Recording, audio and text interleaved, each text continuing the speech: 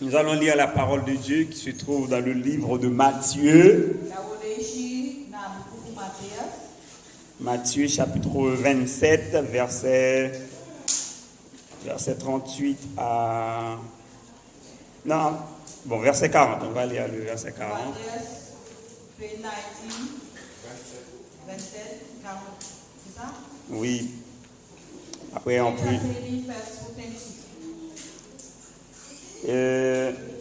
Toi qui détruis le temple et qui le rebâtit en 3 jours, sauve-toi toi-même. Si tu es le Fils de Dieu, descends de la croix. Donc, si on devrait donner un sujet à notre courte méditation d'aujourd'hui,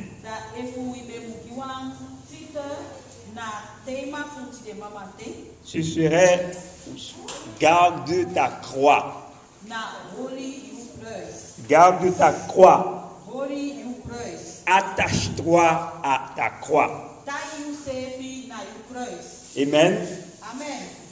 Ce n'est pas difficile. Donc je sais que la croix n'est pas quelque chose de facile. La croix est lourde. Lourde à transporter. Elle est très douloureuse. La croix, elle est insupportable. Et pour ces raisons-là, aucun ne souhaite la garder. Aucun ne souhaite la transporter.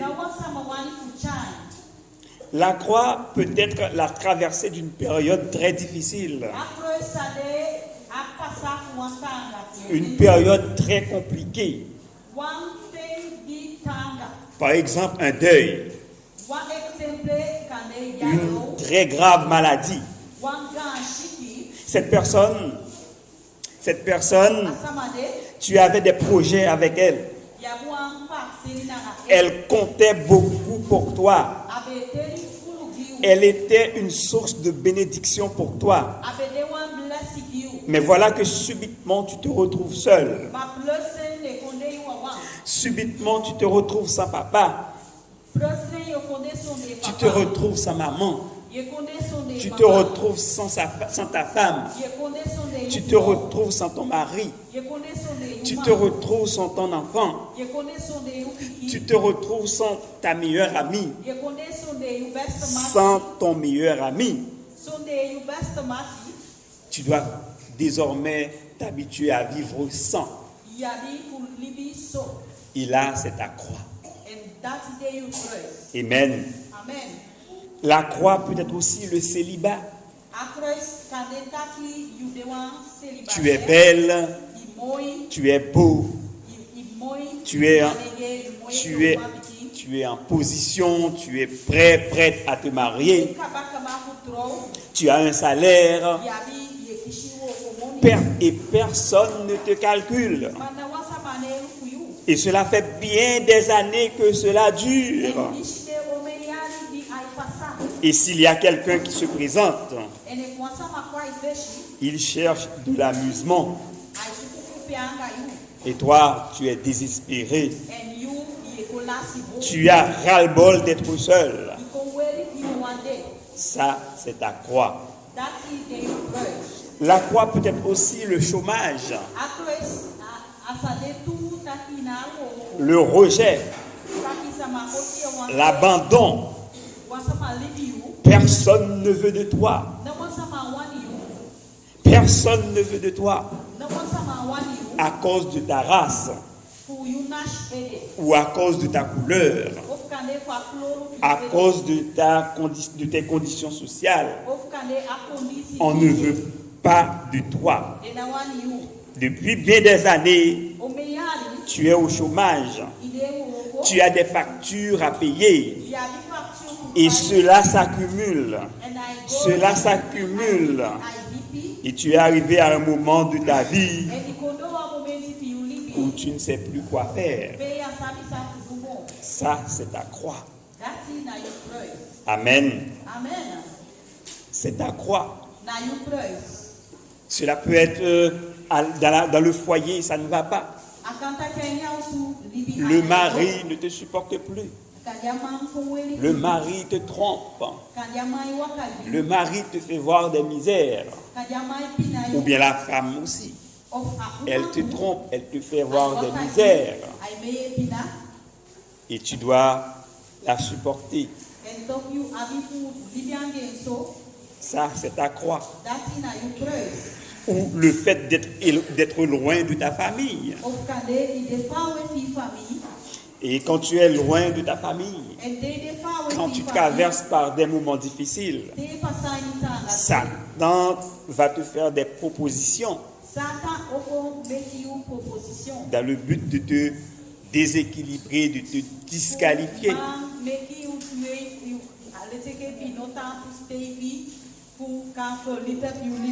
Ça, c'est ta croix. J'avoue que ce n'est pas du tout facile. C'est triste. La personne se sent seule. Elle se dit condamnée et voit la mort en face. À cause de ces situations, elle veut mourir. Parce que la douleur est trop dure. La douleur est insupportable.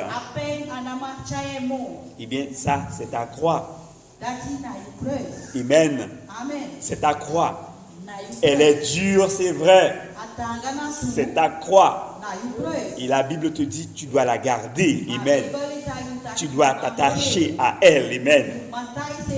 Et figure-toi, à cause de toi et moi, Jésus a connu ce moment terrible. En plus, les mots causés par les coups et les clous,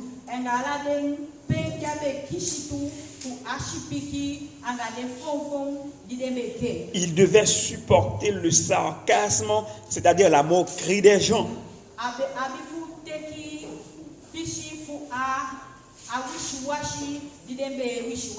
À noter que lorsque tu es à la croix, lorsque tu passes par des moments difficiles, Satan peut t'envoyer 3 groupes de personnes avec la mission de t'empêcher d'aller jusqu'au bout.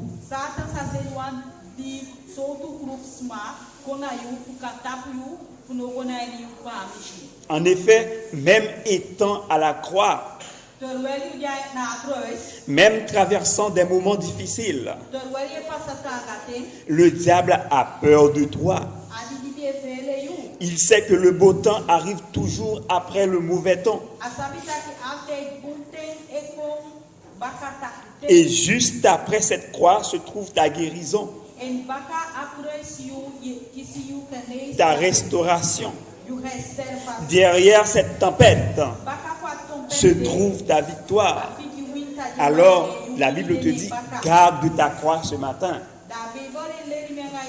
Même si c'est difficile, amen. Difficile, car pour te faire échouer dans ta mission, pour te faire abandonner ta croix, Satan va t'attaquer en utilisant d'abord des inconnus, des personnes que tu ne connais même pas.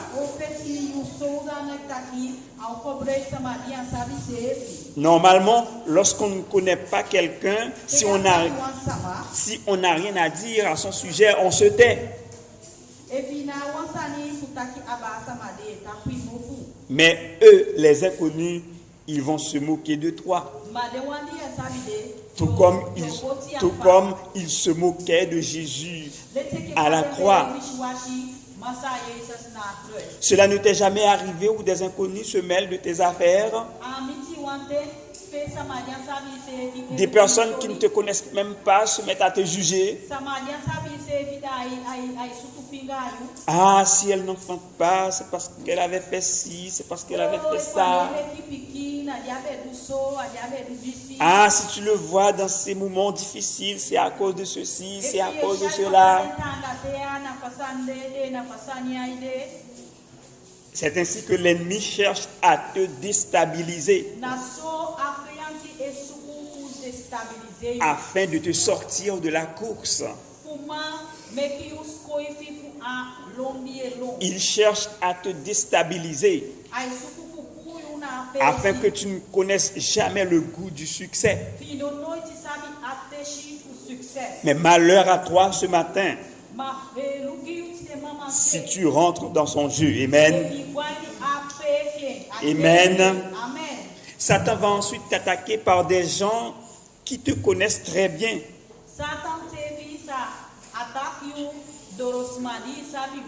Par exemple, les leaders religieux. Les prêtres auraient dû protéger Jésus. Mais ils faisaient tout le contraire. Ils l'ont livré pour être crucifié. Et ensuite, ils l'ont suivi pour se moquer de lui. Les prêtres sont aussi coupables que Judas.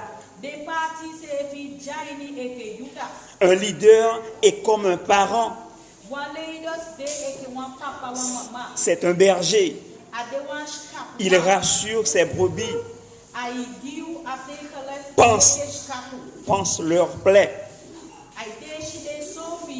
Quand les leaders devraient te supporter, quand les leaders devraient t'accompagner, ou quand les frères et les sœurs devraient partager tes peines et tes douleurs, ils ne le font pas. Et là, tu commences à paniquer. Tu commences à dire des choses insensées. Tu commences à perdre les pédales. Tu dis du mal de Dieu et de tout le monde. Tu es en train de rater ta course. Amen. C'est une ruse du diable. C'est une ruse de Satan. Amen. Et enfin, tu pourrais être attaqué par tes propres compagnons de service.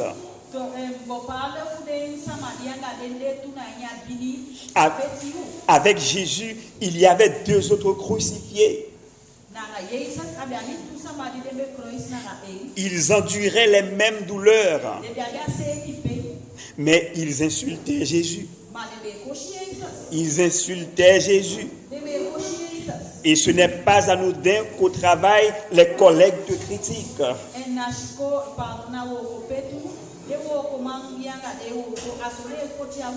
Ce n'est pas anodin qu'à la maison, les gens ne veulent pas te voir.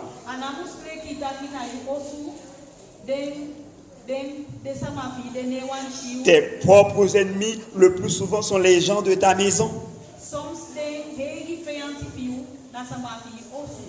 Vous devriez vous unir pourtant, car vous êtes ensemble. Vous êtes ensemble. Amen. Tu ne peux pas être ennemi des gens de ta maison. Mais malheureusement, des fois, on constate le contraire. Mais laisse-moi te dire que c'est le travail du diable. C'est le travail de Satan.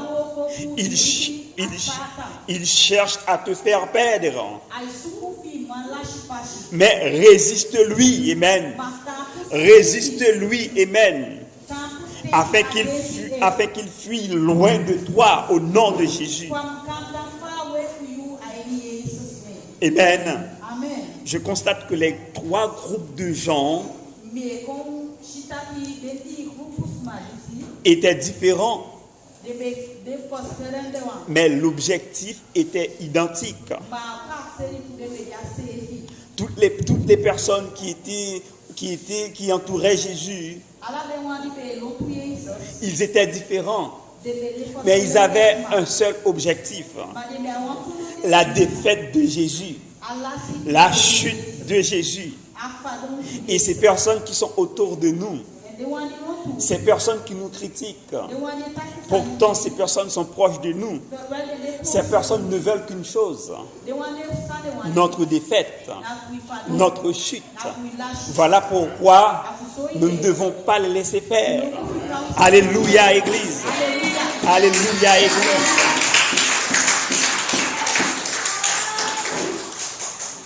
Ces trois groupes de personnes répétaient tous presque la même chose.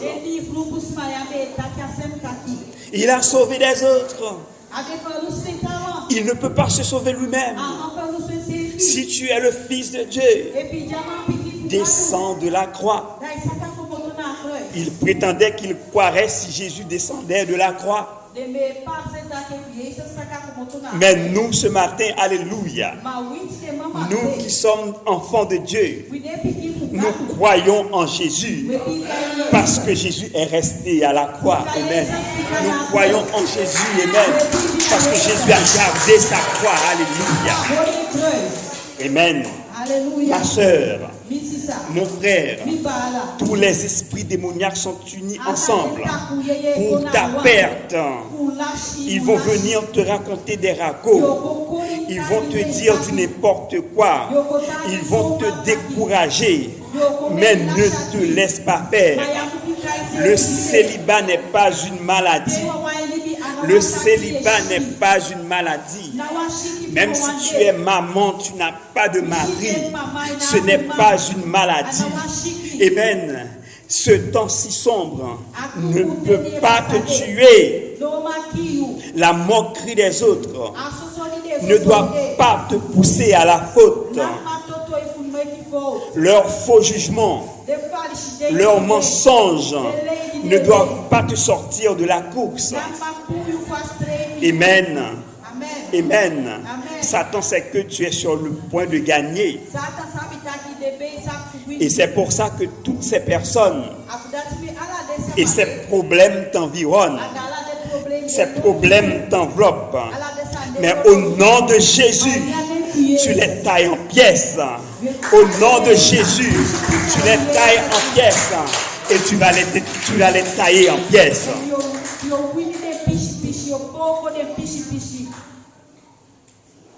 Ce que tu vois, Jésus, en restant sur la croix, en allant jusqu'au bout, a triomphé de la mort. Jésus, en allant jusqu'au bout, a triomphé de l'enfer. Quand Jésus est ressuscité, il est ressuscité plus fort. Il est ressuscité plus fort qu'avant. Les soldats qui gardaient le tombeau ont été terrassés en voyant la lumière sortie du tombeau. Ils étaient tous par terre. Alléluia. Quand le ressuscité a posé ses pieds sur la terre, cette terre a tremblé à tel point que les tombeaux se fendaient et laissaient sortir les morts. Alléluia. Alléluia. Beaucoup de gens étaient revenus à la vie ce jour-là. Beaucoup de morts étaient revenus à la vie le jour de la résurrection de Jésus. Alléluia. Alors, lorsque Satan se moque de toi, ne voulant pas que tu ailles jusqu'au bout, ouvre ta bouche et dis-lui, arrière-toi de moi, Satan. Quoi qu'il arrive, je ne lâcherai pas ma croix, car cette croix, elle est gloire pour moi. Cette croix, elle est victoire pour moi. Cette croix, elle est vie pour moi. Alléluia. Après ces épreuves, tu seras plus fort. Tu seras plus forte. Après ces épreuves, tu seras guéri au nom de Jésus. Après ces épreuves, tu seras imbattable. Tu seras imprenable. Tu seras déterminé. Amen. Parce que tu as le pouvoir de chasser les démons. Alors ce matin, chasse-les dans le nom de Jésus. Garde ta croix. Garde ta croix. Tu as un défi à relever. Le Seigneur, étant déjà passé par là, c'est très bien ce que tu endures. Et il viendra à ton secours au temps voulu. Amen. Ta victoire est certaine, Église. Ta victoire est certaine, Église. Amen. Toi qui pleures ce matin, toi qui pleures ce matin à cause de tels problèmes, à cause de ce problème, toi qui pleures ce matin à cause de ta situation, toi qui pleures ce matin parce que tu es dans l'incertitude, alléluia, ce matin, l'Esprit de Dieu te dit, tu vas gagner, car tu as un coach, et ce coach, ce professeur, cet entraîneur s'appelle Yeshua, s'appelle Jésus-Christ, le plus grand des champions. Alléluia. Alors tu vas gagner parce que Jésus n'a jamais perdu. Alléluia. Amen, Église. Garde ta croix, quoi qu'il arrive. Garde ta croix, quoi qu'il arrive. Garde ta croix, quoi qu'il arrive. Être au chômage,